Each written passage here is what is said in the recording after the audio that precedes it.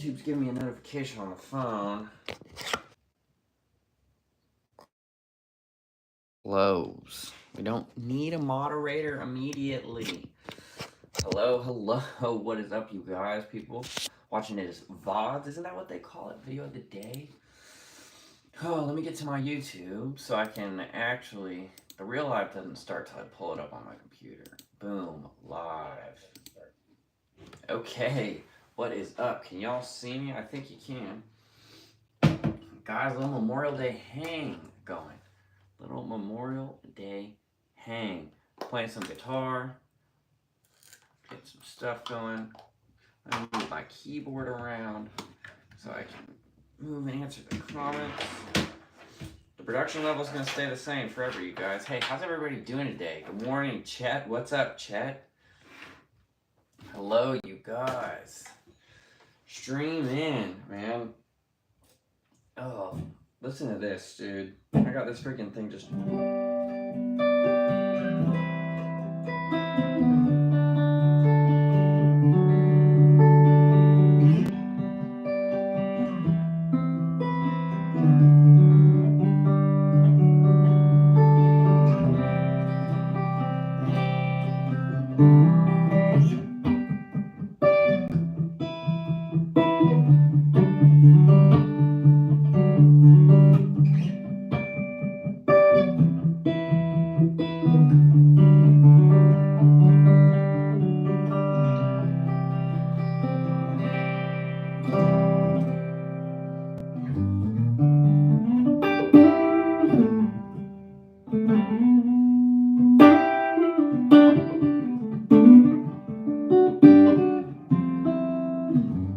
Eric, just watching the Wampler vid. Hey, thanks, man.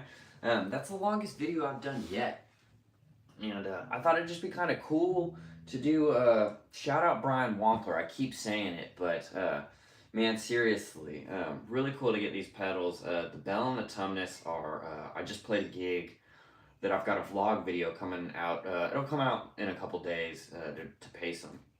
But just played a gig, and the bell and the tumnus are now like my go-to drives. I added those on the board, love them. And yeah, I wanted to do like, getting those pedals and stuff, I was like, man, I want to do something cool for it, but in my own way and not just, you know, your dad's pedal review. Because all that's been done a million times, so I'm not going to do that any better than those people, so how can I do it my own way? So I thought you guys would think that's kind of cool. It's just me and JP hanging out. JP's a killer player. And you guys can go support him on the stuff in there and whatnot. And I've got, that video is monetized, but I've got revenue sharing going with JP, for him playing that song at the end and stuff. So hopefully any money I make from that video, JP will see a little bit of it too. But yeah, hope you guys are enjoying that. I thought that was really good. A lot of fun. Hanner? I don't know how to say your name, but what's happening? What's up, you guys? That's some tasty tones. Doesn't that sound pretty good, man? That's just on that neck pickup.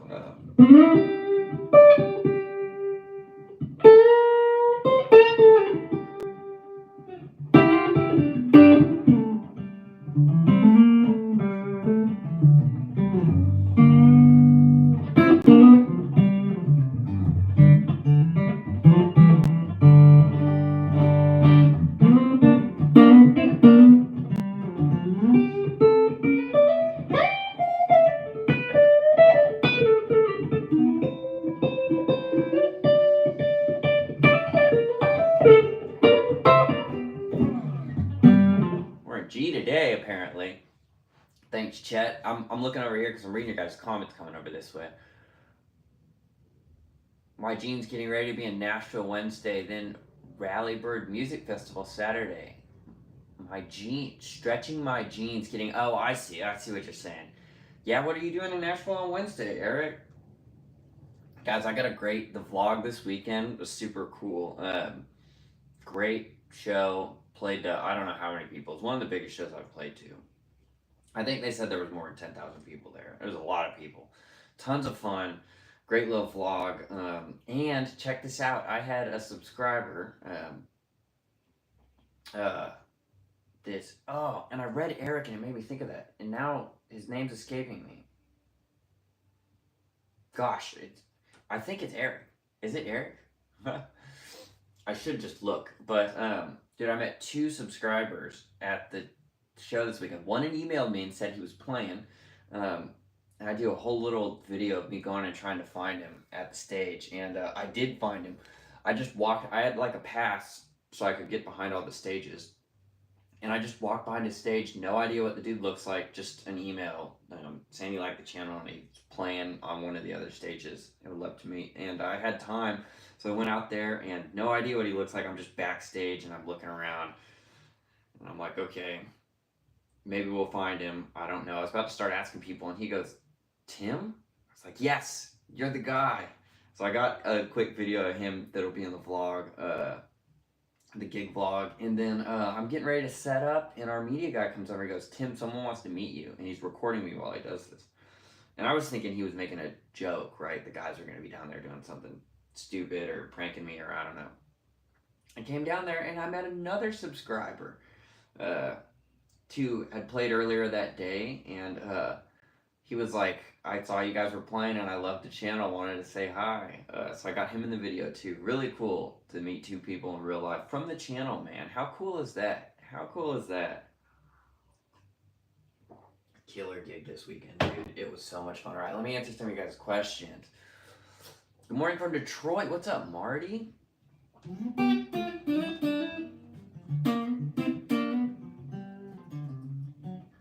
Following my lady around while she shops. Nice, Sean. What is she shopping for? Morning, Jimmy. What's up? Happy Memorial Day. Hey, thanks, you guys. I'll tell you what. I wish I had one of these. It's actually my girlfriend's and not mine. And she was very adamant that I'm not allowed to just take it and steal it. But we woke up today. I made some coffee. I'm here hanging before a friend's daughter's birthday party later tonight. So we're wearing this. This is my straight out of bed. I like to just do these lives as much as I can, and I just posted, so I figured why not? He said, don't be shy, go ahead and sneak gravity in there.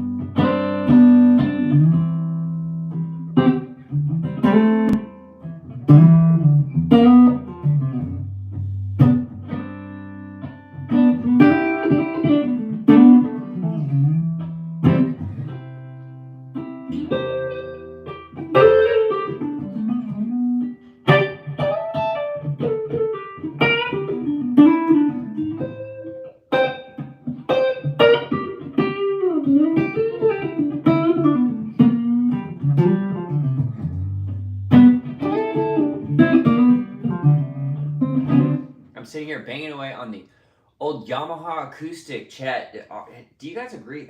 Some of the best cheaper acoustics, they make expensive acoustics too, but sometimes at Guitar Center, the best like $400, $300 guitar I pick up is a little Yamaha. They're sleepers sometimes. Don't sleep on the Yamahas. What size pedal board do you use? Looking to start building my first. I still use the same size as my first pedal board, which is a Pedal Train Classic Junior. And I can show you guys the board. If you want me to pick up the phone and show you the board, tell me. And I'll pick up the phone and show it to you. I've got, let's see how many pedals I have on. 1, 2, 3, 4, 5, 6, and then 7. But the 7th is an HX Stomp XL. So I really kind of have, if you include each one of those buttons, I've got 6 active presets. And then I can flip through presets. It's honestly infinite. And that's why I have it, you know. It just allows me to have anything for any situation without spending a ton of money to build an analog board that could cover the same ground. And the stuff sounds good. I mean, right now you're hearing my reverb and delay is off of that HX Stomp XL. I don't use it to go direct in ever, but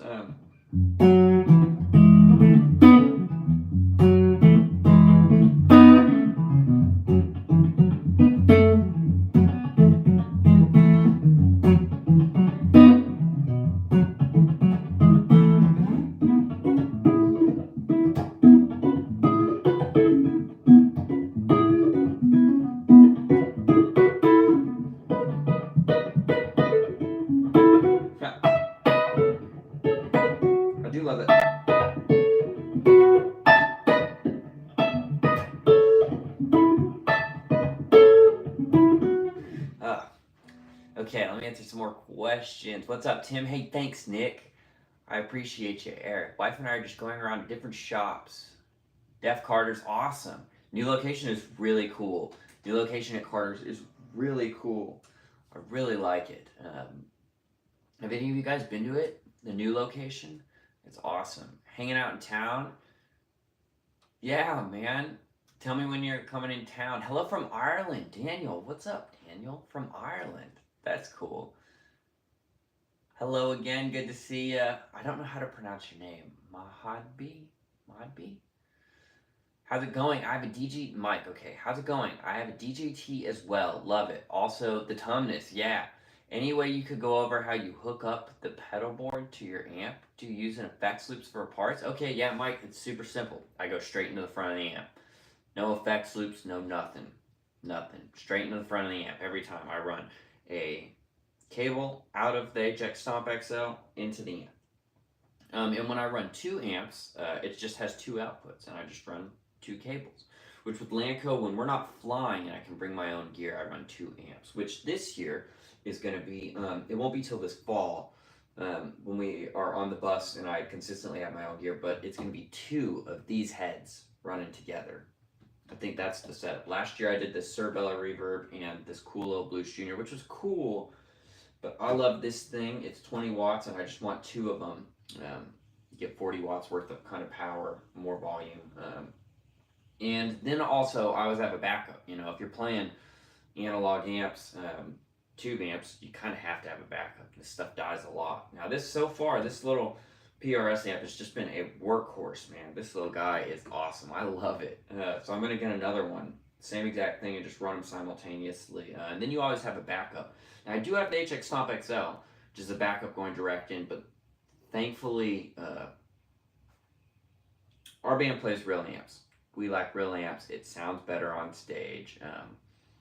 It just feels better. You know, I just watched a gig the other night. Everyone's direct in. Guitar player's killer. Sounds great. But, you know, the only volume coming off the stage, the whole time, the lead singer was a great guitar player. And the whole time I was just thinking, man, I'd love to hear him through a real amp. It's great. It's coming out the PA. It sounds good, but, yeah, I don't know. You know, to the normal listener, it doesn't matter. And that's why people do it, for convenience and all that stuff. But, yeah, these are awesome. So anyways, having a backup's good. Like I said, I've got the HX Stomp XL. I could go direct in, but I have no desire to go. That would be like if everything catastrophic happened. And that would just be such a buzzkill for the show. I'd be able to do the show, though. Okay. Dude, yeah, and the DGT is awesome, isn't it, man? I love this guitar. It's a really good guitar. Now, yeah, for how much you're paying for it, it better be a good guitar. But they really are. They really are. Okay. Happy Memorial Day. Hello. Yes, you guys. I'm in here hanging out before a little birthday party tonight for one of my friend's daughters. I never get the live stream notifications, so I get up every morning and check your channel. Thank you for all you're doing. Really fun and entertaining to watch. Hey, Marty, I really appreciate that. I'm glad you guys are liking it. The channel is just growing like crazy, and it's really made me really happy.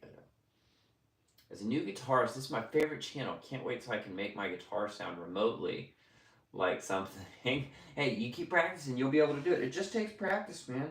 That's all it is. Guitar's one of those things where you get out what you put in, and it does take a lot of time and practice. A lot, you know. What are some of my favorite players? John Mayer, Tate Sato, Josh Smith. I love some Mark Knopfler stuff. Joe Bonamassa, Tom Bukovac, Brad Paisley, Keith Urban. Cody Johnson's guitar player. I think his name's Jake Mears.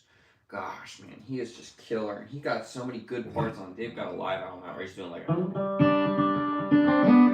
I've tried to learn some of it. I need to tell you after that.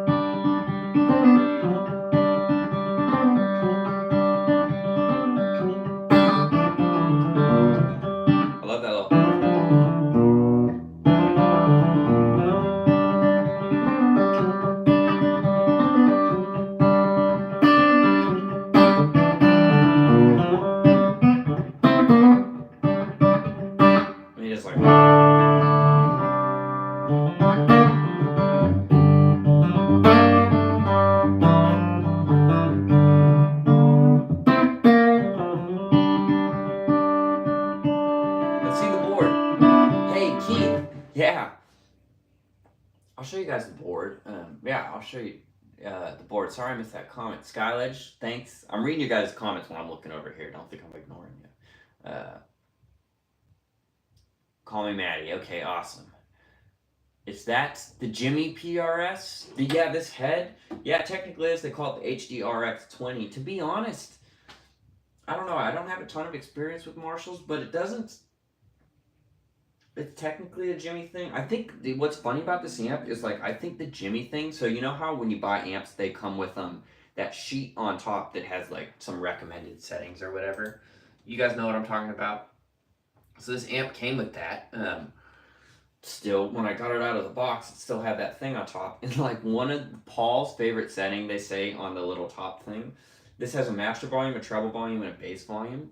And Paul's favorite setting was all three of them dimed. I've never used it like that. That probably does give you that Jimmy super fiery crazy thing. I don't use it like that. I don't use it like that at all. I run pedals into it, and it's just, I love the big fat clean sound of like the Bella Reverb or a Fender style. This does some of that, but it also, you can dial it to cut a little bit more and get a little bit more drive just naturally out of the amp, more so than I can the Bella Reverb at a decent volume, right?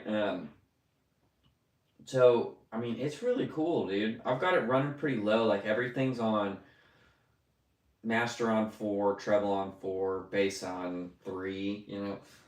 And I haven't even been playing turned all the way up. This is all the way up.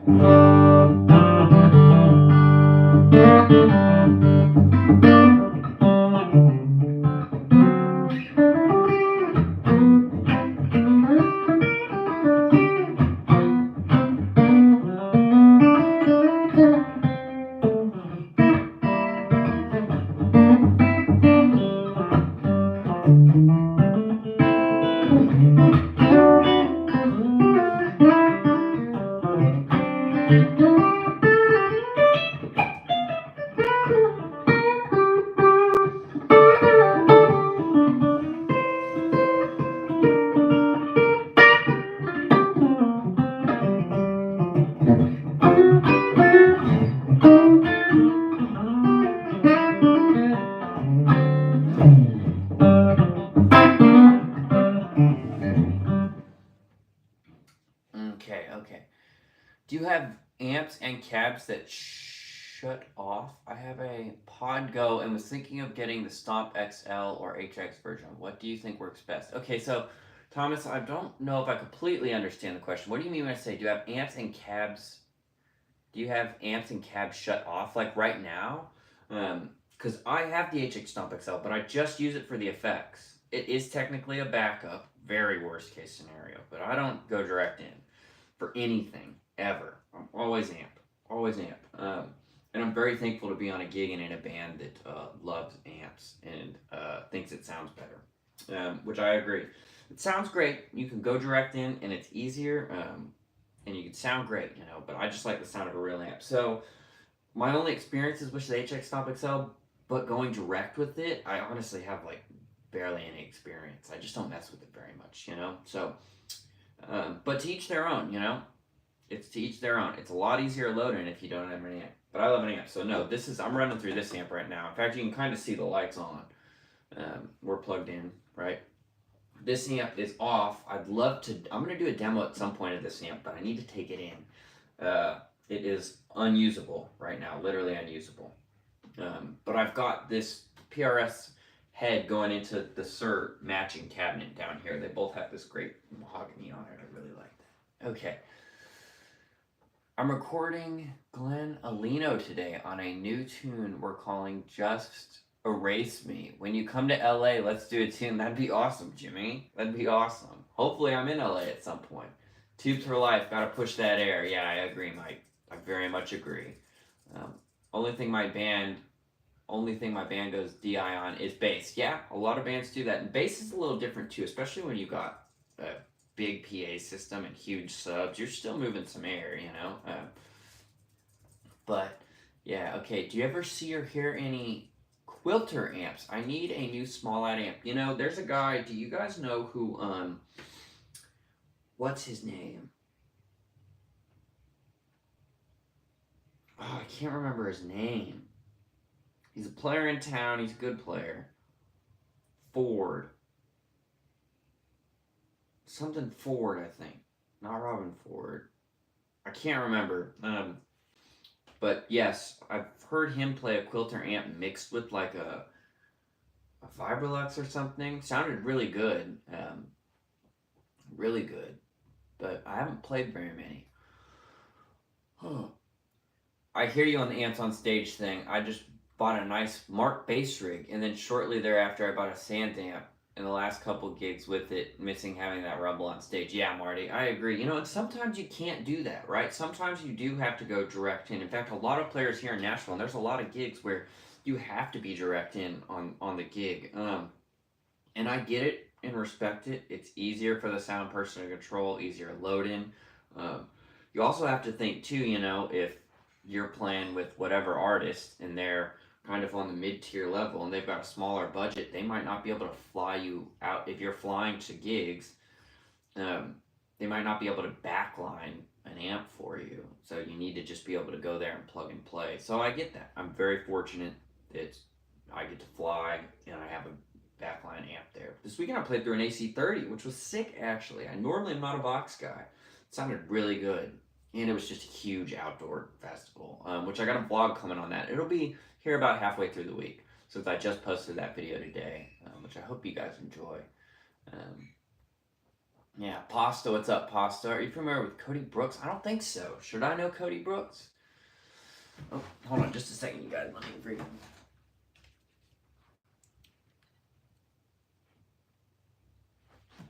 Adjust that. Okay. Personally, I practice 2 hours every day with my guitar, and I play guitar almost over 7 years now. I mean, Maddie, that's great. That's great.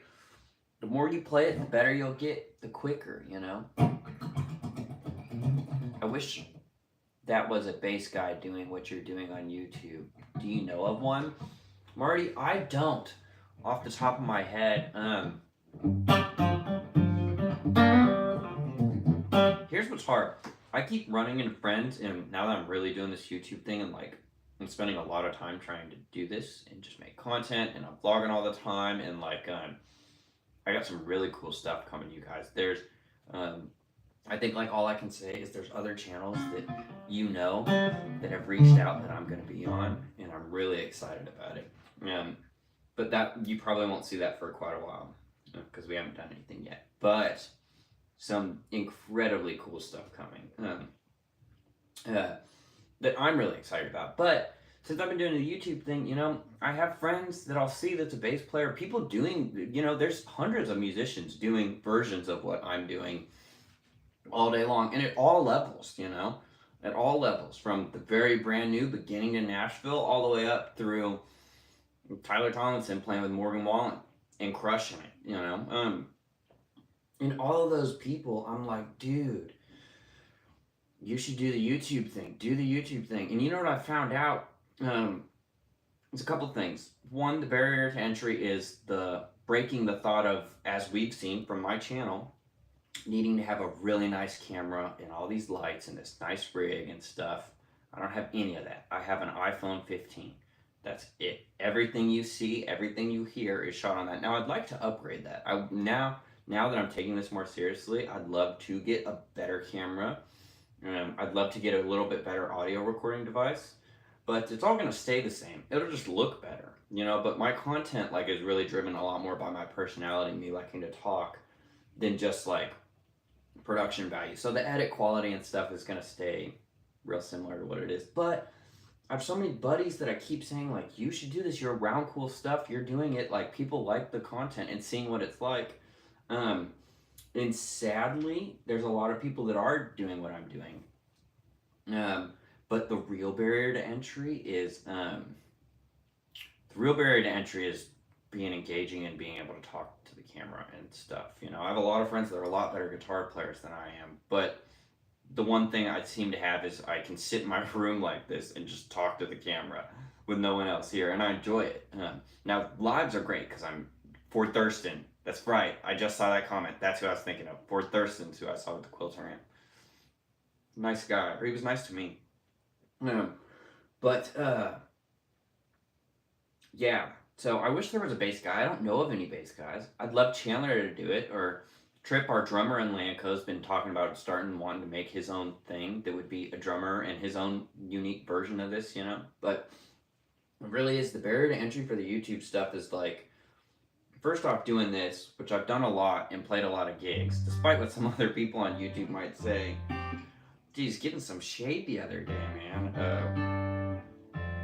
Which I've already decided I will not shame anybody publicly on the internet. But despite what some people might say, I do have some experience. I don't have 45 years of experience. You know, there's a lot, and there's guys on YouTube that do, because I'm 30, you know? But I've been in Nashville coming up on 9 years. I've played hundreds and hundreds of gigs, toured all over the country. You know, if anything, I really think this, I'm a better example for people thinking about doing it, because I'm probably a lot closer to your level than some of these guys that have been playing 30, 40 years in Nashville. You know, you see that and they're so good and it almost feels like a little unattainable and their credits are so intense and stuff. Whereas like, yeah, I'm starting to have some success and I plan a good band and stuff, but I'm just, you know what I mean? I'm no savant at it. I just kept working hard and kept picking up the phone and tried to be nice to people, which is what I will continue to do. Will not shame anybody on the internet. You're not about that. But okay, let's see. Okay. Thanks for that comment, Marty. I know I'm real slow on the comments, you guys. I like to take my time, talk, hang out, you know? This is half playing, half talking. Dude, listen to that acoustic without the volume. Just...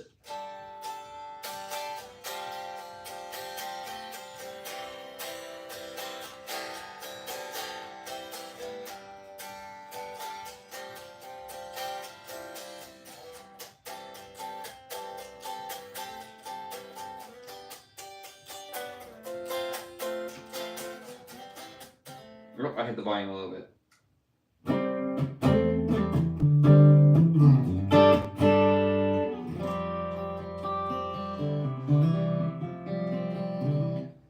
Love the sound of it. I was thinking about picking it up right now to go to the 65 twin reverb. Yeah, the twin reverb's great. I'll tell you what, this is a lot lighter and a little bit less stage volume, you know? And they're so different that you absolutely wouldn't be knocked at all for having both of them in your collection. They're very different. But you can get similar sounds, and this is just a little quieter, you know? When I'm playing like that Puckett's, like the gig I took you guys to on Broadway, that's this little PRS HDR-X20 amp, you know, and it's killer. Bumble, what's up? I know I'm really slow in the comments, you guys. On the Stomp XL, is there a setting to shut off the amps in the cabinets so they're not coming through? Yeah, so the way that the Stomp works is you just put in your little patches. So the patch I have just has no amps and cabinets in it, so there never even could be on. I have other patches that do have it on, and it sounds terrible through an amp, but that's not what it's made for, you know. So yes. Anything fun happening in Nashville for Memorial Day today?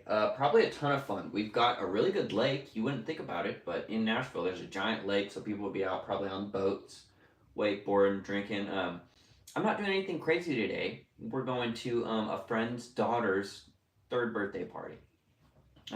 So nice and very relaxed, chill, and this is my Memorial Day, hanging out. I've been traveling. I wanted to relax. I got up and I was like, I want to just play some video games today and hang out. And as soon as I started editing my video, I get in the guitar playing mood, and I'm like, dude, let's play some guitar. So.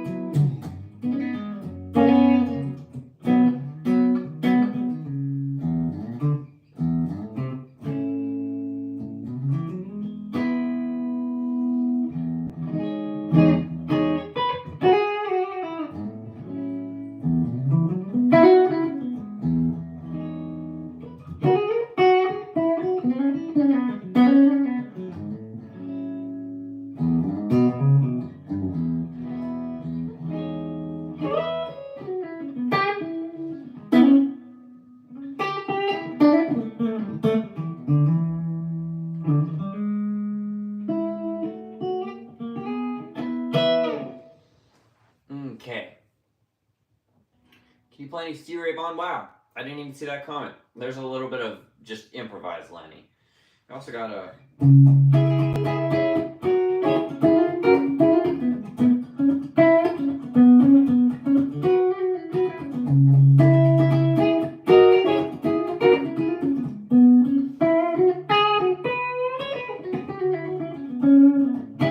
Do you like the separate amp head and amp versus a combo?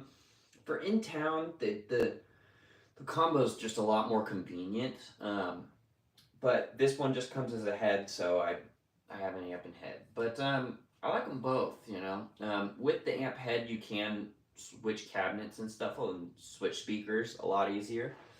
So that's a benefit. Okay, have I played the DGT SE? I have, and they're great. They're great. In fact, to be honest, guys, so like if I was going to recommend a guitar, I don't own an SE DGT, but I'd recommend that one first. And like, why is that when I have this one in my hands? Like, I'm very fortunate and thankful to be like a PRS artist and get to work with them, and they're just been awesome. But like, that's the reason I can have this instrument. But I can't really, like, in good conscience, come on here and tell people you need to buy this. Now, when I pick up that SE Silver Sky, I'm like, you should own one of these. But this instrument is so expensive. It's for someone that either has a lot of money lying around, or you make your money doing this and you really, you know. So I can't sit and be like, you need to have one of these, because that just doesn't make sense, you know. I mean, outside of my car, this is the most expensive single item I own. Yeah, this is the most, and besides my car, this is the most expensive thing I own, single item. So yeah, this is awesome, but I'd recommend the SE DGT probably for most people, you know.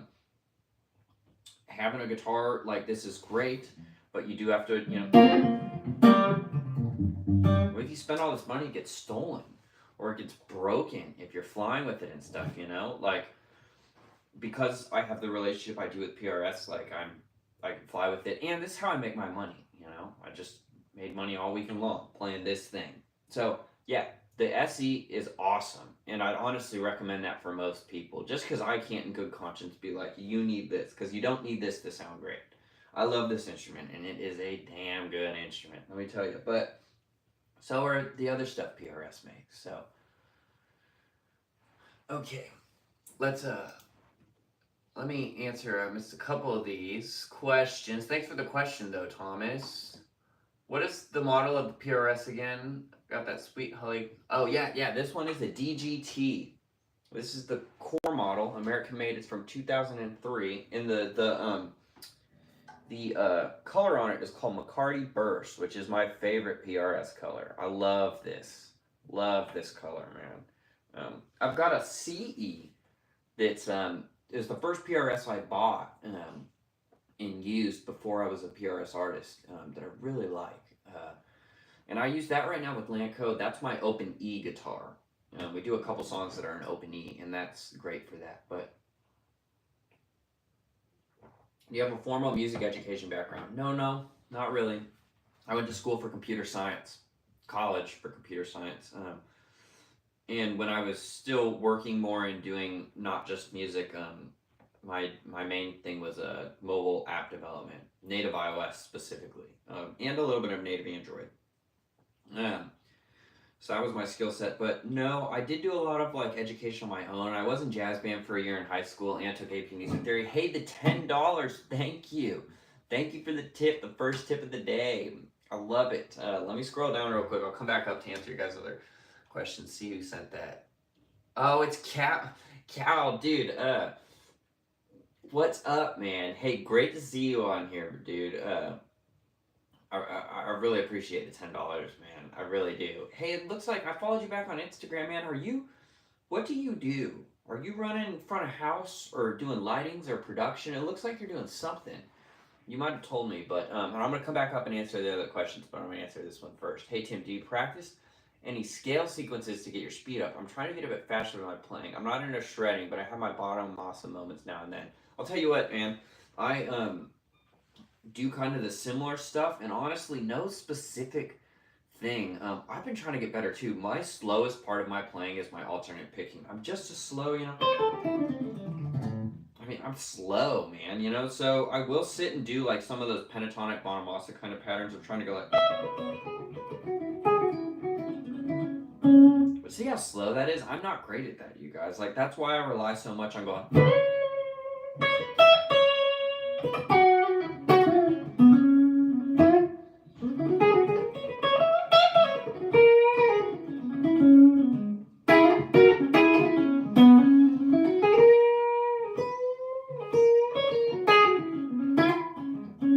So much more on tone and phrasing and stuff because I can't pick fast. But I think it's just some of those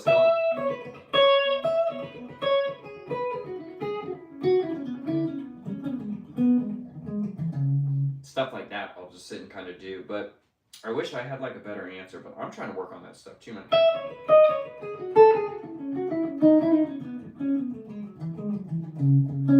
So I'll just take that major or minor scale right there, right? Just the...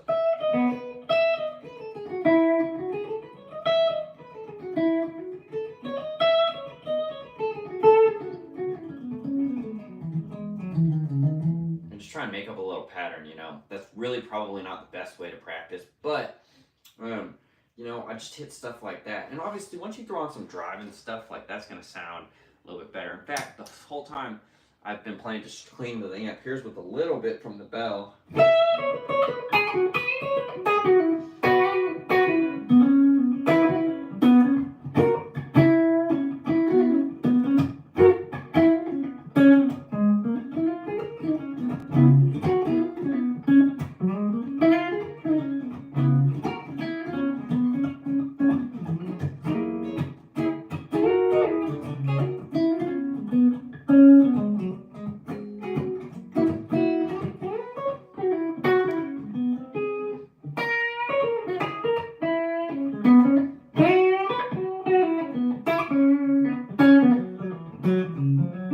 Whoops, I meant to. So let's see how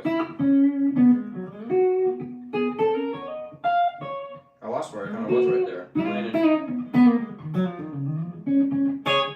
Was I playing an E flat there, I guess? Okay. Hey, thanks for the question and the tip, Cal. It's good to see you in here too, man. Alright, let's see. I don't think it's an SV, no. Formal music education, okay, Eric. So I had to sell my Strat to replace my acoustic that broke when I fell on it. Oh no, dude. And now I'm looking for a cheaper electric. Your G&L inspired me to look into the Tribute series since it's the same pickups and has brass saddles. Any thoughts? Or any sub 100 Telecaster style options? I think those G&Ls are awesome. And I've looked used too. I got a really good deal on mine off Craigslist. That's an American made from 2002, and I bought it for $700 with a brand new, unused, full flight case that came with it, which is crazy. So, killer guitar, and I bought it used. So I'd look in the used market. You know, a great used Mexican Tele could be awesome also. You know, the $20. Hey, thank you for the second tip. Okay, I'm going to scroll down to your comment in just a second. Let me catch up on just a couple of these, and then I want to shout you out, whoever just did that. Oh, the amp too. No, you're good, Snuffle. This is an HDRX 20. I'm running through this top one right here. She's warm. I feel it. Let's see.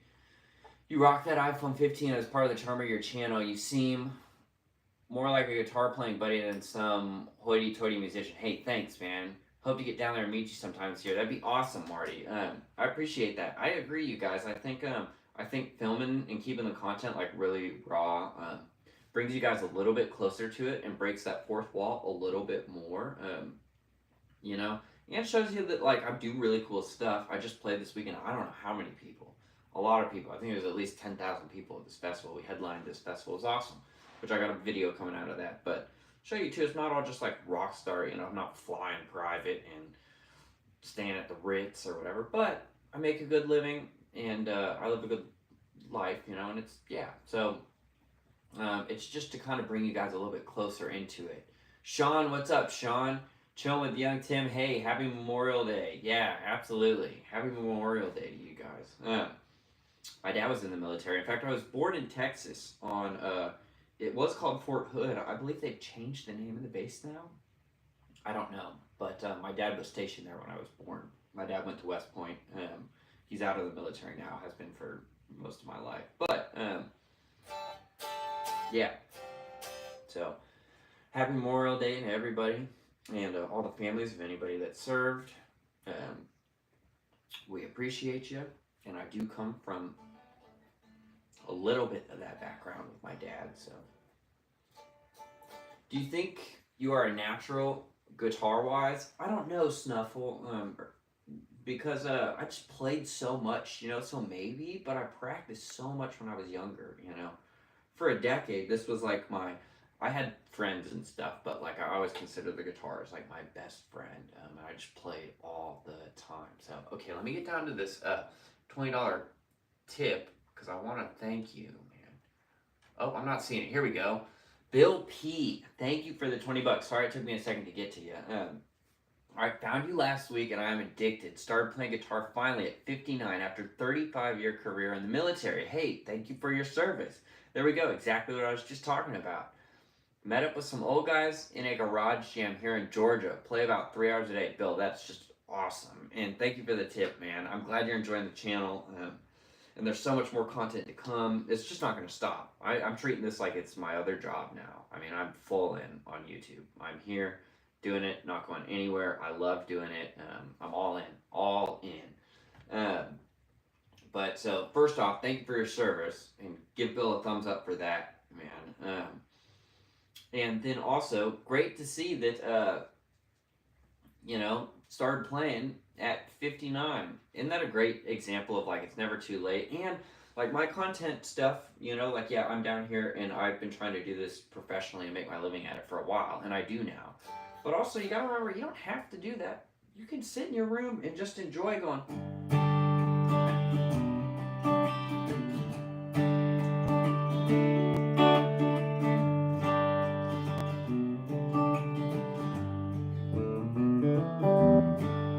You know, you don't have to be Van Halen. You can do it just to love to do it. And you can do it forever. You know, that's what's so great about it. That's what you can so great about it. Hey, Bill, I really appreciate that tip. I really do. Thanks for the tips, you guys, and stuff. Obviously, that helps, you know, support the channel and stuff. So, yeah, I really appreciate it. All right, let's go up a little bit. Can you talk about your relationship with PRS actually works? For example, how did you get, for example, did you get that guitar for free or at cost? Okay, so cancel, maybe, I don't know.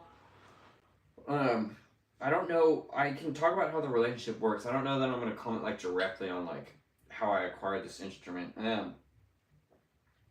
But I've got a really good video. I was just hanging out with Emil, E-I-M-L, E-M-I-L. I can't remember how to spell his name, but his name is Emil. He runs our Nashville artist relations showroom, and I really want to. I was just with him for like 3 hours last week, hanging, talking about the stuff that's going on, the stuff I'm starting to do and stuff, and it's really cool that they're pumped about it.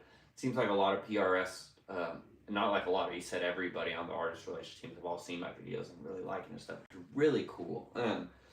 Really cool, but like the way the relationship works, basically, right? You have to think about it, any type of sponsorship from a company standpoint. You know, if they're gonna help people acquire gear in whichever ways that might be, whether it's sending stuff or at a cost reduction for any company, any way that that might work, right? You have to think too that from the business side of it, you know, the business side of like, why do that? Why, you know, because they want marketing out of it. They're not just out of the good, you know, if I just played in my bedroom and never did YouTube or played out anywhere, what's the point of any company hooking me up with any gear, you know? Just even if I'm the best player in the whole world, if no one knows about me and I'm not public facing at all, you know, it doesn't make very much sense to be like, let's hook up with some gear and stuff. Because from their standpoint, you have to think it's like not free marketing because they're helping people acquire gear, but it's marketing for them, right? So I get a PRS, and when we film a music video, I'm going to be playing a PRS in it. Playing, because you don't play in the music video, right? Or here's another great example. maybe 4 or 5 months after I gotten this guitar, I played on the Grand Ole Opry. We play the Grand Ole Opry, I play the PRS guitar. You know, I go to the ACM Awards, I play the PRS guitar. So I don't, you know, the people at PRS are super nice, and I don't, I guess, have to do that, but I love these instruments, and I'm going to do that anyways because I like them, and I am conscious of that. Like, okay, we're working together, it's marketing. If I want to build that relationship and I'm playing on TV, and I've got a PRS artist deal, you know, I should probably play the PRS. Thankfully, I love these, and these are my main instruments anyway, so it's a no-brainer. This is what I'm playing every day, whether it's on TV or not, you know?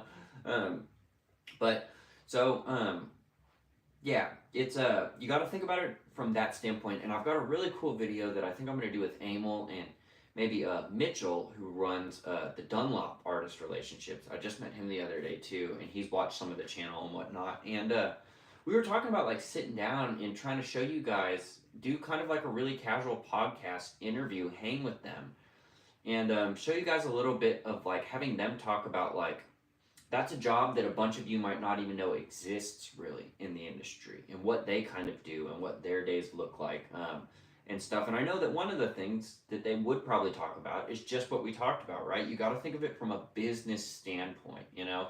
If a company wants to work with anybody that's playing, you know, they want some visibility, right? It's not just like, oh, for free, you know? So I didn't get the PRS thing. I had waited. I had a contact. I knew I had a connection.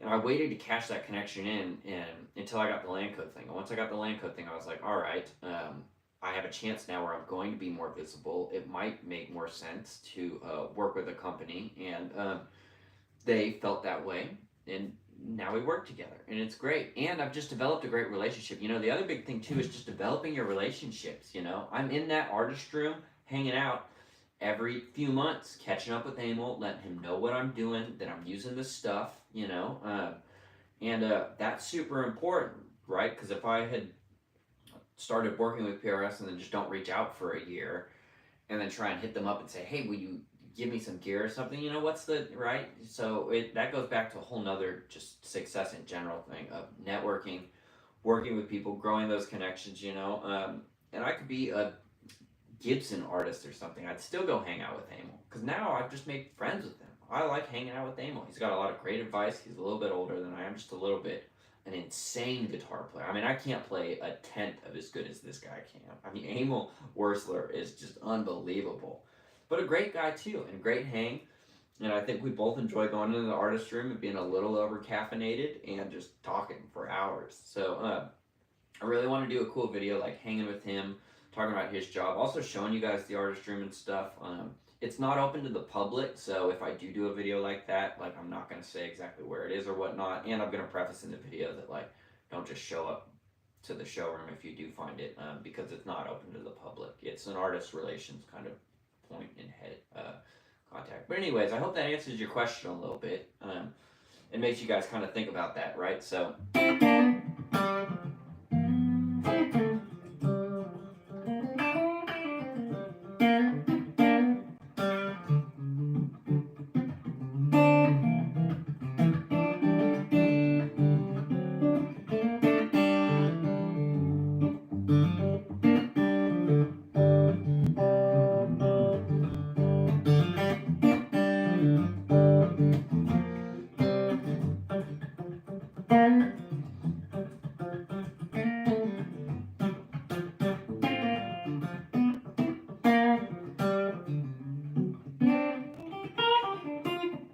where to go?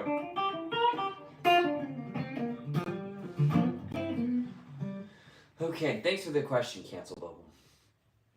Hey, I find your channel really inspiring as someone who's working on being in a working country band in Arizona. My uncle Cagney Frizzell lives and plays in Nashville as an artist. Ever play with him, jam with him? You know what? I swear I know that name, Cagney Frizzell. I swear I know it. I haven't jammed with him, but I know that name. I don't know how, but we be changing any effects over to Wampler now. The bell and the tumnus are my two main drives right off the bat. I've already played 2 gigs with them, maybe 3 rehearsals, and I just played a real, not, I shouldn't say a real gig. The other gigs I've been playing are real too. Any gig is a real gig, but I just played a big gig with Lanco, where I can really put it to the test, outdoor, really loud, and do the bell and the tumness, and then combining them. Also combining them sometimes with the ODR1.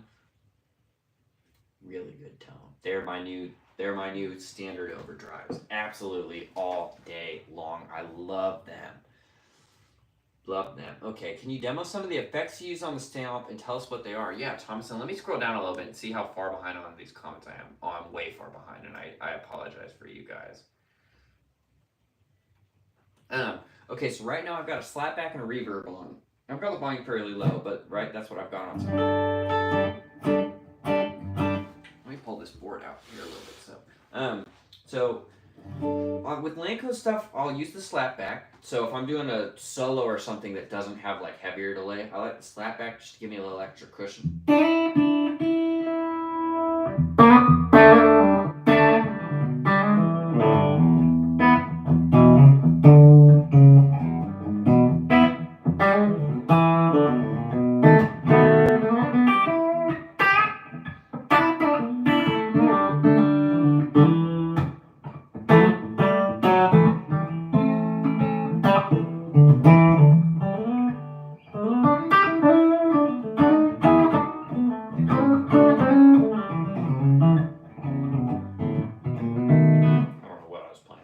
Anyways, though, right? Okay, so that's with some slapback. I'm gonna keep the reverb on because it's like this amp doesn't have reverb, so that's my reverb. But here's some other stuff. So if you guys are familiar with Lanco at all, for Born to Love You, this is the so I got a tap tempo for the delays. This is a little bit more delay, and then a spacier reverb. And for Born to Love You, this is what I use.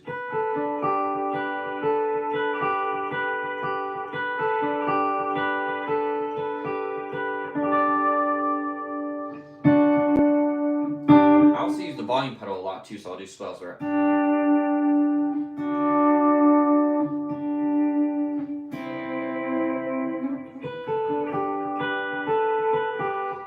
So I use that. That's a kind of Memory Man style delay with a little bit of modulation. The chorusing effect, not vibrato, and then the Ganymede on top of my normal reverb. So here's just the normal reverb. Now here's it with the Ganymede.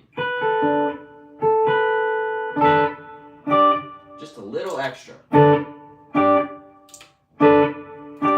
then with the Elephant Man too, which is like a Memory Man.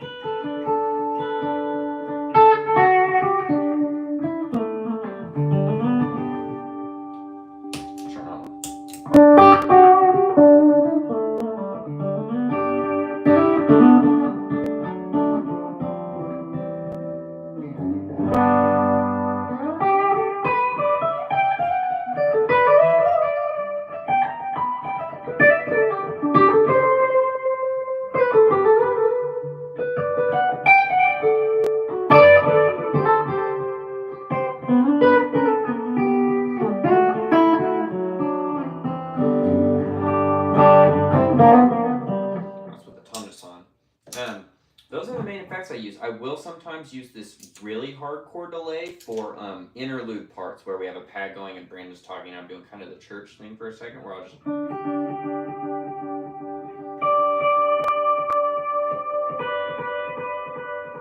Sometimes I'll swell into those.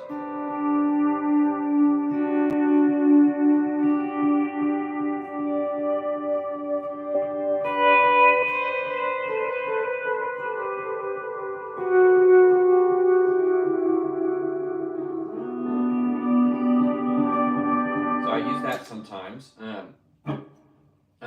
This I don't ever use with Lanco, but I just have this one set on here. This is like a little bit of a harmonic flanger.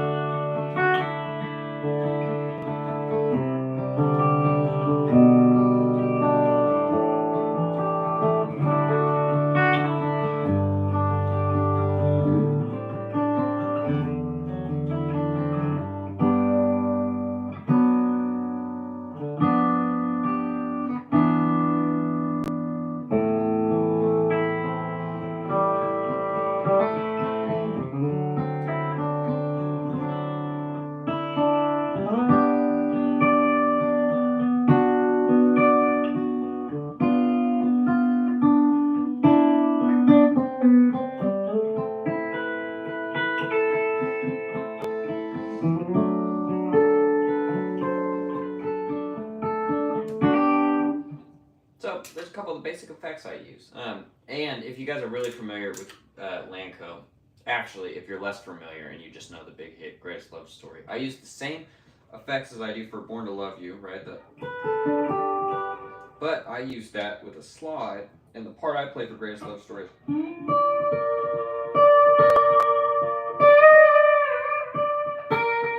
right, that type of thing. I do that.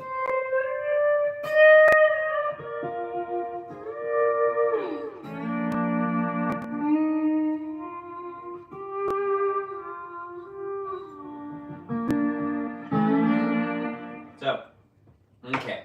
Alright, I'm way behind on the comments, you guys. Sorry, it's always like this in my live streams. I apologize. Okay, 3 years now. Thanks, Bill. Cal, thanks for the follow back. Absolutely. My bread and butter is commercial photography. I once shot Joe Satriani. Awesome. Heck yeah. That's. I thought I saw some pictures on your page.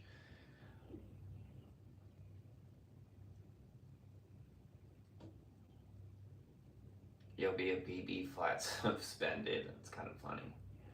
Where's the Silver Sky? It's sitting right next to me. I'm on this today. I just like it. Taught guitar for many years. I learned quickly that everyone wants something different from the instrument. A good teacher will adjust accordingly. That's super true. It's super true. A great way to think about it. To play Edge of Desire, though, is the real question. Wow, okay. I'm going to play Edge of Desire in a second. Just trying to slap back on.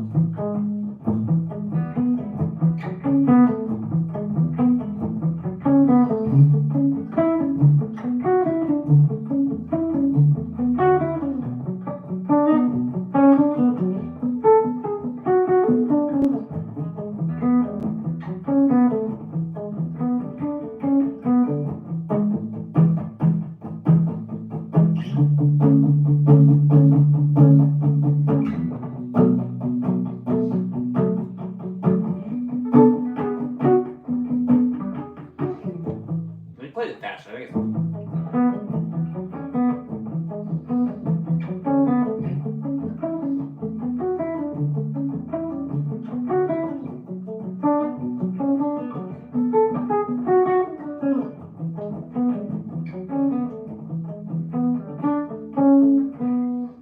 Okay.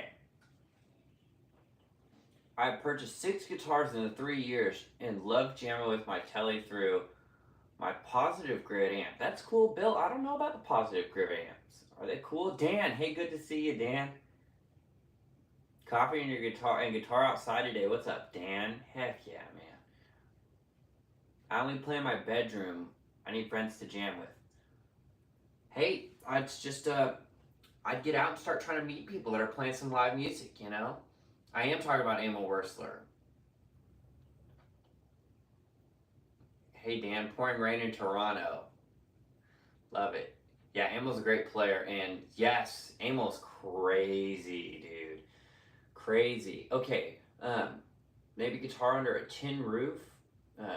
Okay, how do you do your taxes? Do you do them yourself, or do you have a CPA that specializes in the music industry? Streams like taxes would be a pain to figure out what you can and cannot write off. It is a pain. Right now I do my own taxes, but I am getting to a point where it'd be probably helpful if I just pay someone. That's where I'm at.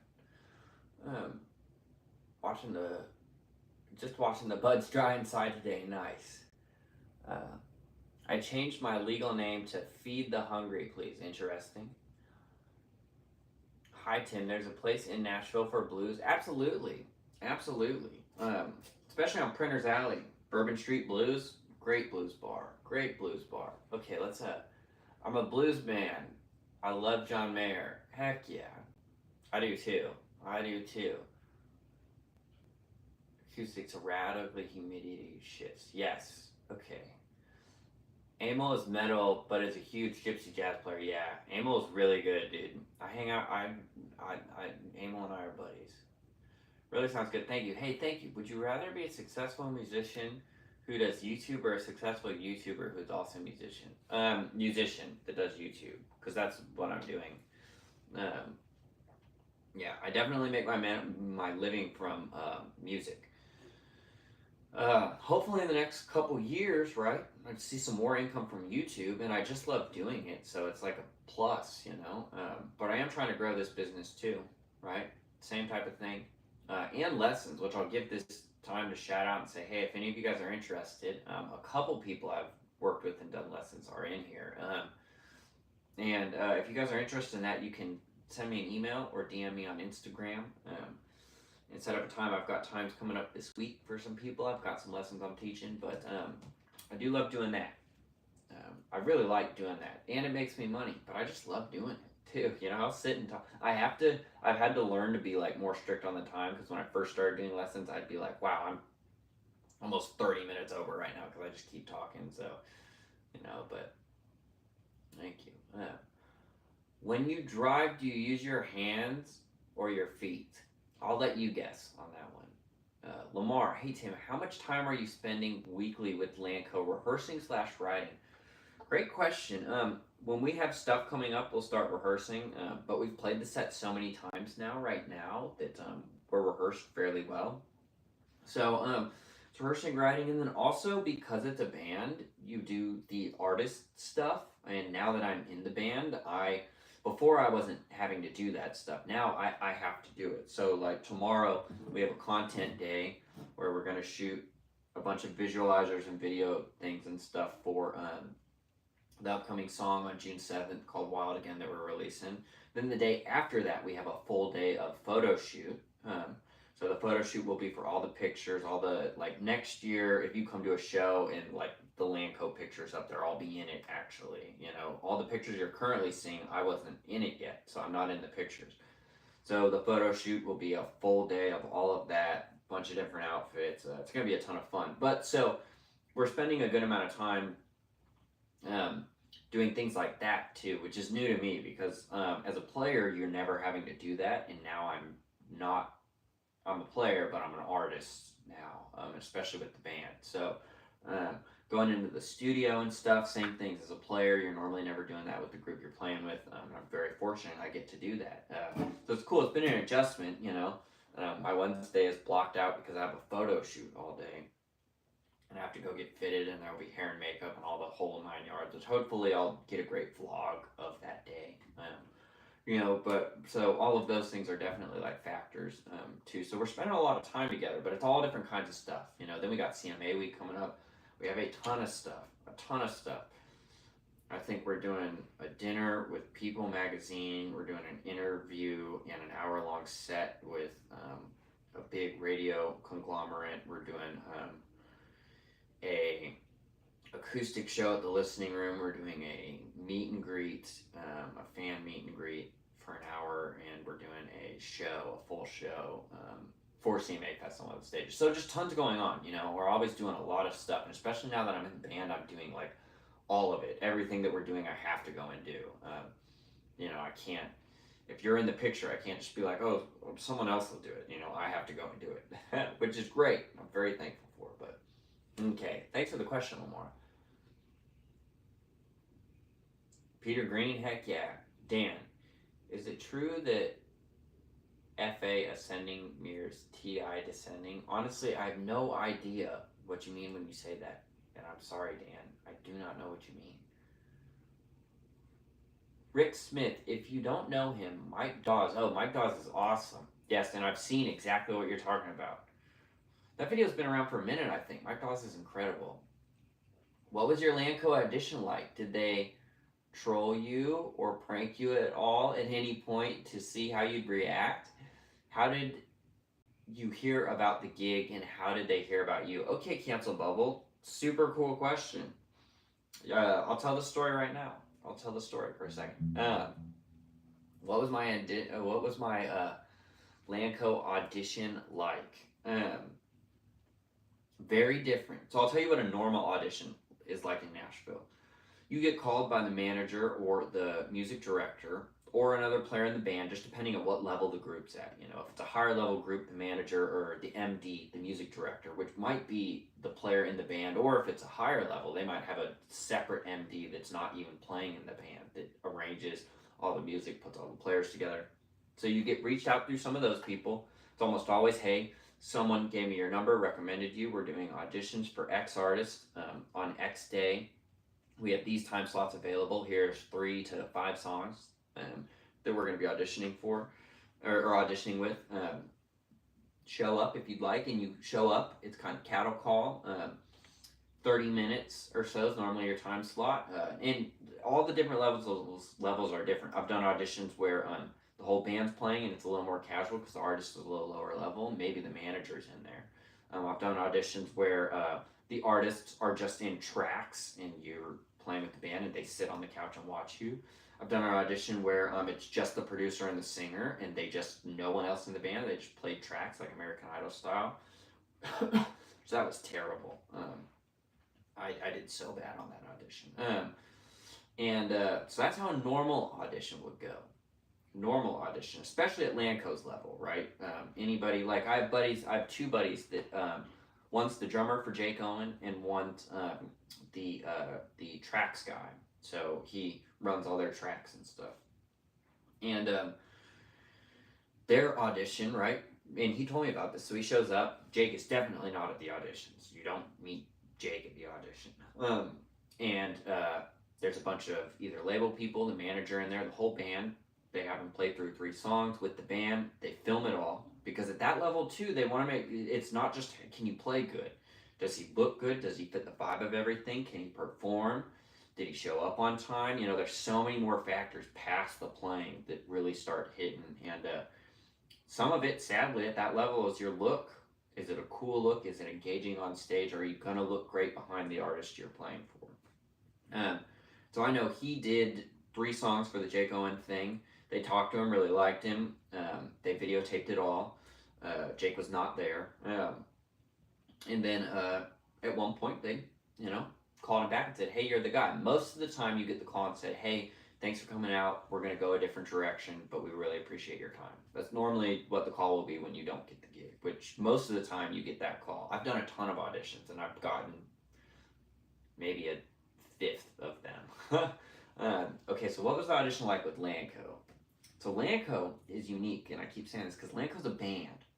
Lanco's a band, and a band operates very differently than everybody else you see in country as an artist, and then there's a set of professional players put behind them, and those players move in and out of that role. Different players come, people sub out the gig, people move to different gigs. Lanco is not like that. I am the only non-founding member in the band Lanco. Everything you hear on the records is all the guys playing it. They're writing their music. It's a band. It's a good old-fashioned band in the country music space. So how did I hear about or get the Lanco thing? I knew about the band, and I got followed one day on Instagram. Now, this was about 6 months after I'd started really hard making TikTok videos, similar to the content I put out on YouTube, just a little bit shorter form because it's TikTok, and I was doing it like I'm doing YouTube now. And the band followed me on Instagram. I thought that's pretty cool because I knew who Lanco was. I was like, wow, it's the real account. So then 2 days later, I'm getting out of the shower. I'm headed to another rehearsal.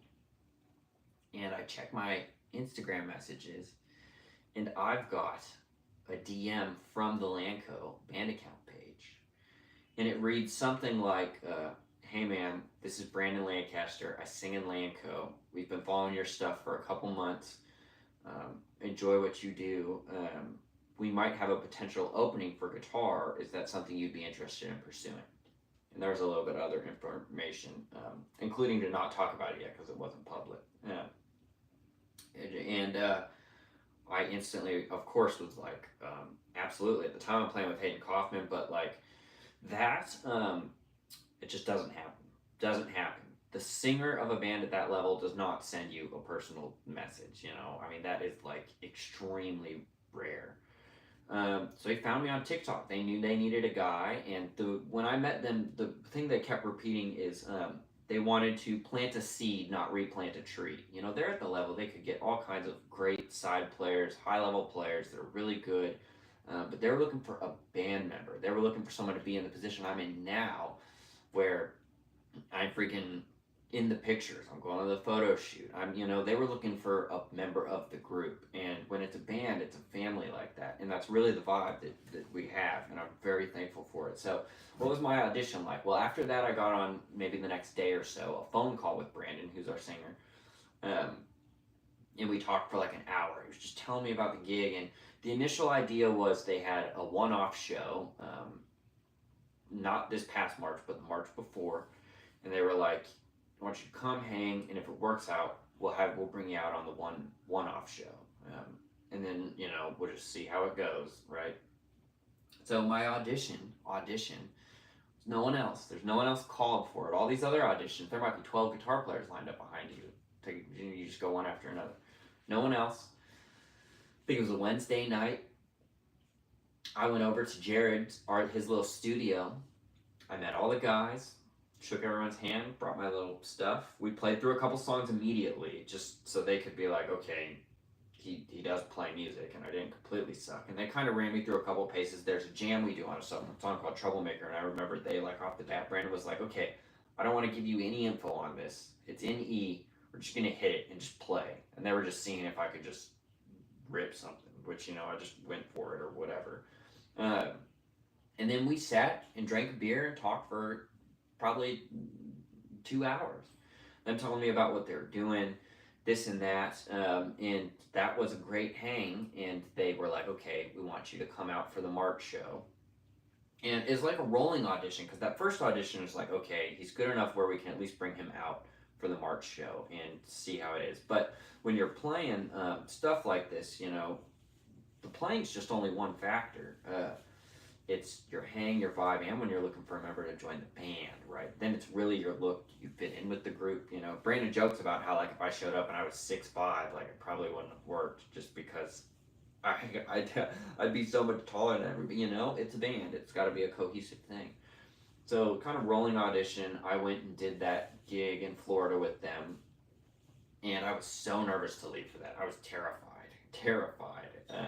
I'm so glad I did it, and that went good. And they saw I could travel, and then I kept playing with them, and slowly, over the course of a year and X amount of months, played a ton, went on the full tour, was kind of in the picture. When I was live, for all accounts, I was in the band, and I'd do the meet and greet stuff, and some dinners I would be asked to not go to or whatnot. And then now, right before the ACM Awards, basically sat me down and was like, dude, you're in it. You're in it all the way. And that's why I went to the ACM Awards and was on the red carpet and went to the show, and it's going to now be in all the pictures. And now I'm a full-blown member of the band. So in just a month or so, you'll be able to go on Spotify and I'll be on the picture. Because right now it's been weird being like, I'm in the band Lanco, but if you go look them up, I'm not in any of the pictures. And that's why. Now I will be, which is really exciting. I recorded on the whole back half of this album we're about to release. Well, not about to release, but we're starting to roll out singles. And that album will come out at some point. But that's how it went. Very different than the normal audition.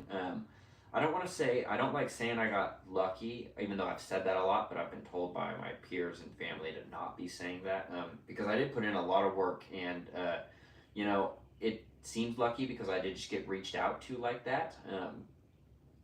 But I put myself out there. Exactly doing what I'm doing now. Just already this YouTube stuff has gotten me a lot of cool stuff that you guys don't know about yet, that you will.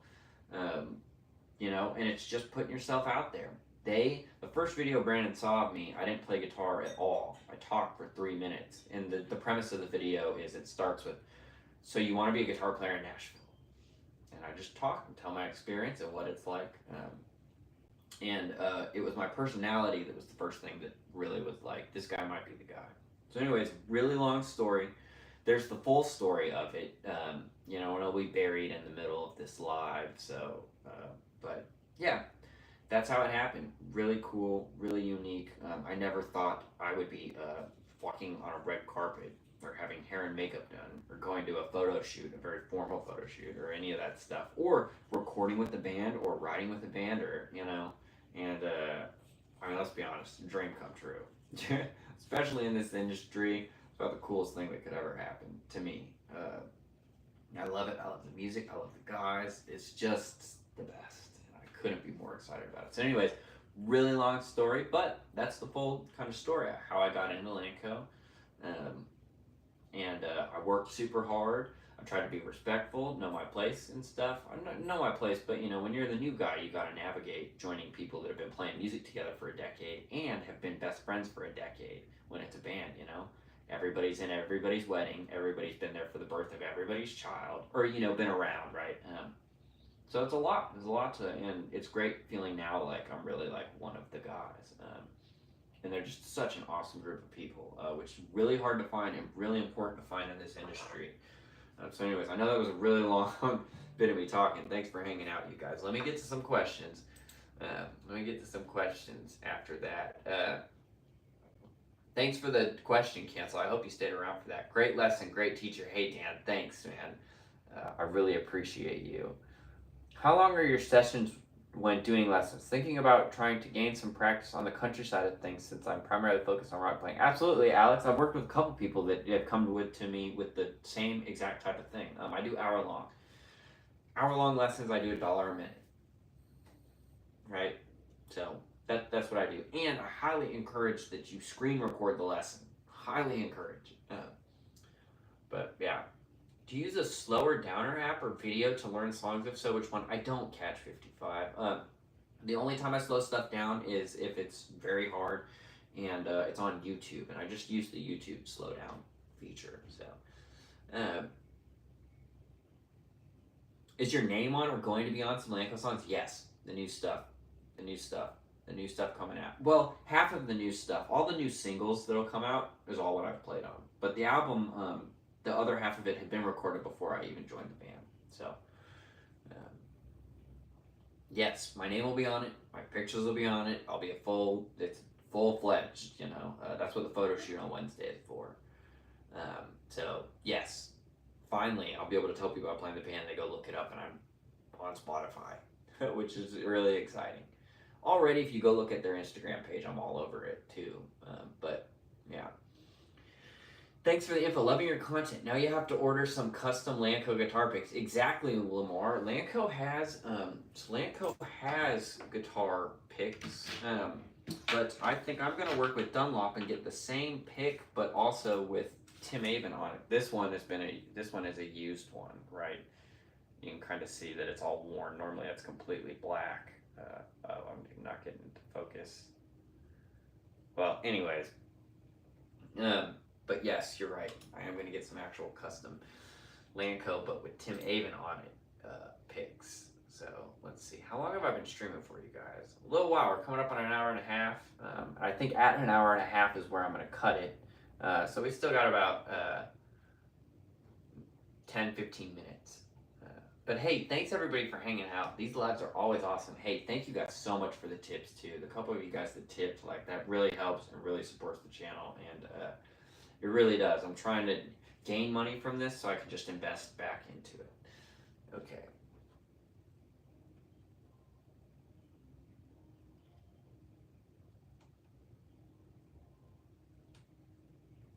Are you saying you don't know what FA ascending is? No clue. No clue. Smell the glove, Sean. It says, which reminds me, don't do drugs. I don't really know what you guys are talking about. How much do you drink before/after shows? Jake, when I was doing the bar band cover stuff, those groups were drinking way more. I mean, it used to be a shot and a beer right before we get on stage, drinking beers the whole time we're on stage, shot at the break, people bring us shots. I mean, I was drinking way more. And that's part of the reason I left that gig. I did that for 3 years, and I was younger, and it was fun, and I was brand new to touring, and it's but the stakes are higher now. So, everybody, will drink a beer or so before. I always bring a beer up on stage, but the stakes are higher now, man. Stakes are higher. You gotta be sober, and so I'm never playing any Lanco shows where I've got a beer with me, and I'm maybe drinking a beer before the show, but I'm never up there, even intoxicated or even buzzed.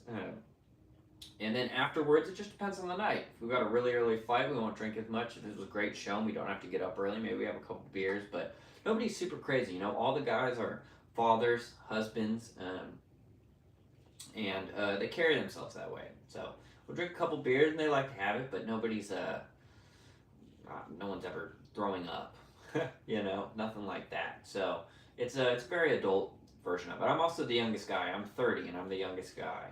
Our oldest is 35, and then everyone's in between there. So, you know, just different stage of life. There's more. The stakes are higher.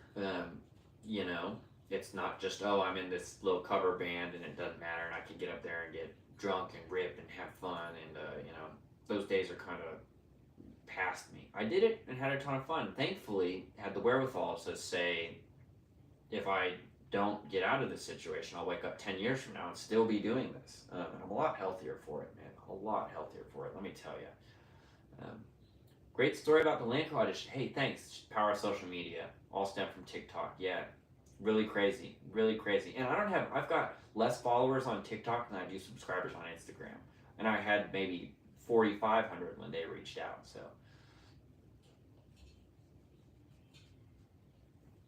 Huh.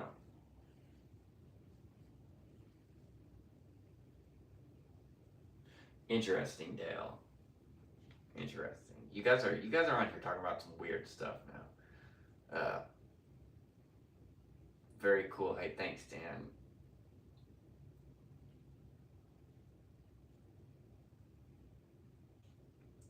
Block this Dale Arnazzo. Okay, he's gone.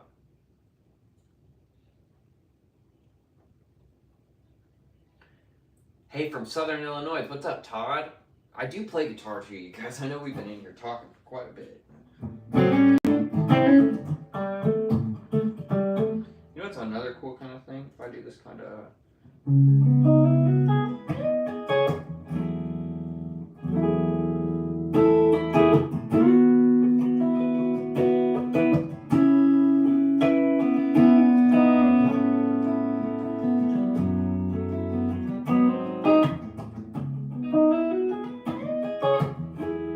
that little movement right there going.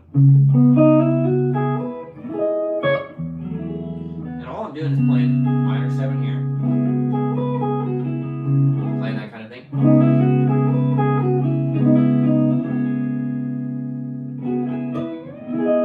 Then I same chord, but I add the 9th up here. I slide up to the 9th.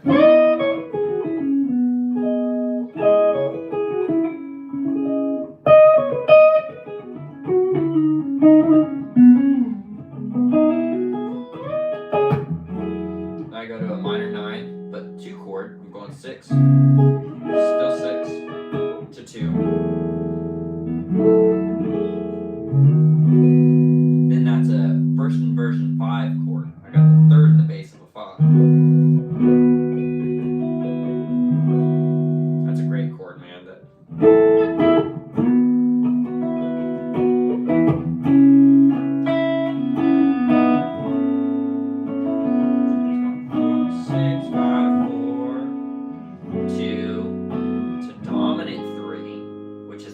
Up 6. A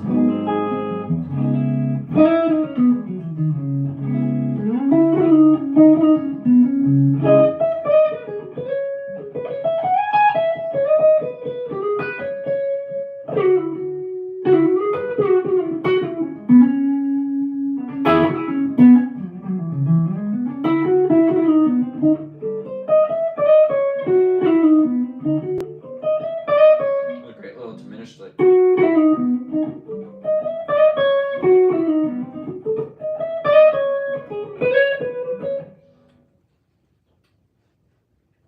Okay, thanks, man. Yeah, I got that dude blocked. I don't think it blocks him from the whole channel. It just hides all their comments. Yeah, I don't know what they're in here talking about.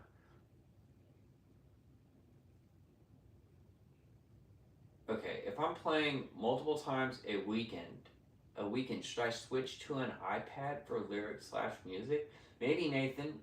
If you're using a lot of charts, yeah. You know, and you can write that off. That's a business expense. If you're making your money from doing that, yeah, I'd say so. You're a great new YouTuber. Glad I found. Hey, thanks, Snuffle. Thanks, man. Can we set up another lesson when you get some time? Absolutely, Dan. Absolutely. You got my contact info on the email. Just shoot me an email, and then I'll respond. We'll get it going, man. We'll get it going. That was great. I really enjoyed doing those lessons the other day. Do you have any favorite YouTubers in your guitar journey? I don't know. I'm probably the same as you guys. I've watched all the stuff from Rhett Shull, Music Is Win, to Rick Beato, to what really inspired me to start doing this channel was the Tom Vukovac stuff. You know, because he was getting a lot of views and engagement and having a successful channel with very low production value. And I saw that it was a great fill in the market because I could do the low production value, but with someone that's a little closer to where everybody else is at. You know, I'm no Tom Vukovac. Yeah. But yeah, so that really got me into it of being like, okay, I'll throw my hat in the ring. You know, so those are some of my favorites. Gotta get going. Hey, thanks, Benjamin. I'm gonna get going here too in about 5 minutes or so. Smells good. Hey, thanks, man. Love these live vids too. You're quickly becoming my favorite guitar-focused YouTuber. That's so awesome to hear, Alex. I'm really excited that you guys enjoy this stuff. So much more coming. So much more coming. And I'm excited about that. So, nice tone, smells good. Yeah, thanks. Okay. Did I hear you say you were a programmer prior to Nashville? I know Justin Ostrander has heavy math background. I was just kind of interning to hear the various interesting, I think is what you meant. Hear the various background. What got you into guitar? Yes, so I started playing guitar at 15 and did not put it down. And in college, I was going to college for computer science, and going into my junior year, I dropped out because I was doing bad in school, because I was going home and doing no homework because I was playing guitar all night long. But I also had an internship sophomore year going into junior year at a app development company, and I had a full-time job there off the bat, already doing what I was going to school for. So I said, why would I not go? And at this point, it's 2014. So making $20 an hour as a college student, I like made it. You know, now that would be different. But in 2014, that was good money. You know, 2015, especially for a college student. And I was learning, I was gaining experience, I was working on real life, real world applications, and guess what? No homework. So that app development company was just right downtown at Mizzou. So I had a bunch of friends that didn't even know I dropped out. I'd get up and walk to class like they would, except I'd walk one extra block and I'm downtown. I'd go up and I'd be making money. So I did that, gave me a lot of experience. That gave me enough experience to where when I decided to move to Nashville, pretty quickly I got an independent contract that I still maintain till today. I do native iOS and some Android. So yeah, I did that for a long time. But I started playing guitar when I was 15 and never put it down. So high vibrating. I don't know what you mean by that, David. What do you mean? That DGT. Hey, thanks, GC. I do love this guitar, man. I do love this guitar. Whoops, I always get confused. This is the neck pickup volume, and this is the bridge. So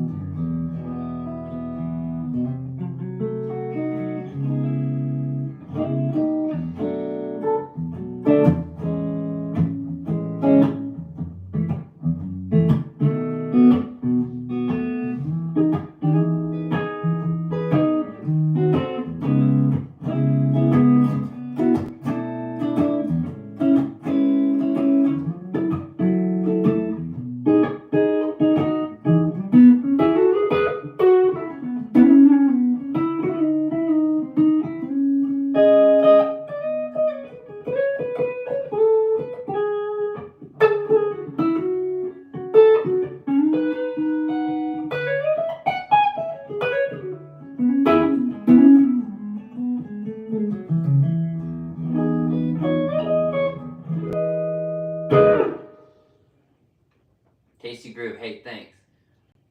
Playing will be at high gain straight every day. Yeah, that's just what I like, you know. But take care, Raven and folks. Hey, thanks, guys. Yeah, I'm about to hop off here, but I'll answer these last couple questions. I play guitar. Love the lives. Tim, everyone have a great Memorial Day. Hey, thanks. You too, you guys. You too. Sean, Tim, keep encouraging young players. 1. Learning with your ears, not just by watching. Yes. Playing with others 10 times. Absolutely. I mean, it's as real as you could get. Love your tasting, playing, and humble nature. Hey, thanks, William. Hey, thanks for all the nice comments, you guys. Mr. Vague, what's up? Let's do Tar Tech Pong. Serve Green, Dr. B-Man and Bella. Heck yeah. Love to see you, man. Just came across your channel last week and love it. You chilled out. You're chilled out, man. Oh, hey, thanks. And watching you guys playing it. Hey, thanks, Peter. I appreciate that, man. I appreciate all you guys.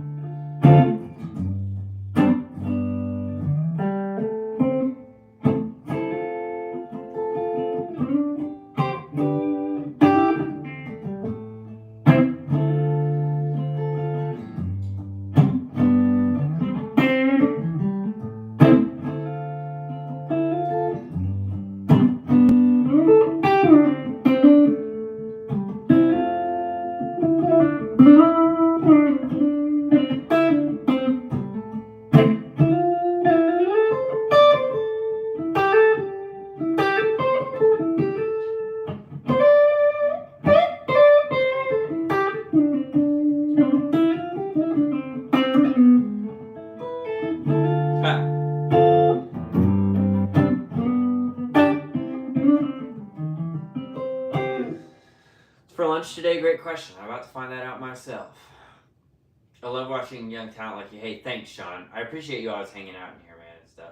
I really do. Once again, good talking. Catch you on the rebound. Absolutely. All right, and I think that's a great time to sign off. Hey, great stream today, you guys. Happy Memorial Day if you're in the U.S. Yeah, check out the new video. I got multiple videos coming out this week, so got a lot of good stuff coming. But I think I'm gonna cut it there. So until next time, peace. Thanks for hanging out, everybody. And I'm gonna hop up and turn this off. All right, everybody. Have a good one. Till next time. And well, let me click end.